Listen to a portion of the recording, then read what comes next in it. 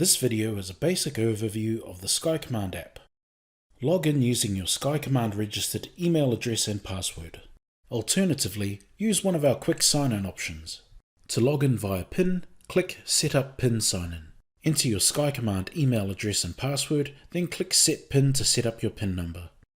If you have a fingerprint reader, click Enable Biometric Sign-in. Enter your SkyCommand email address and password. Once complete, click Enable Biometric Sign-in to begin using your fingerprint. Log into your SkyCommand app using your preferred method.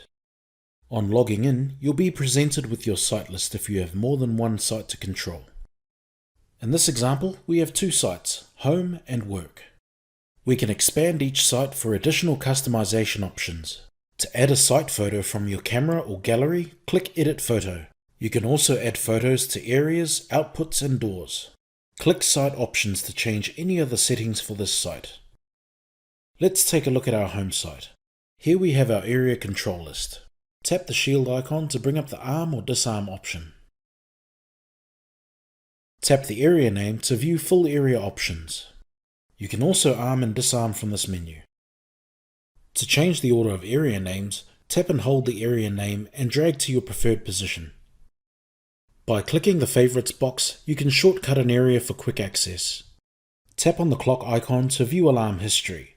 You can also extend the view back to the last 2 weeks. Let's take a look at our work site. Arm and disarm in the same fashion as you would your home site. As with your home site, click the area name to view the extended options. If your site has doors configured, you can control them from SkyCommand. In this example, triggering the action unlocks the door for 5 seconds.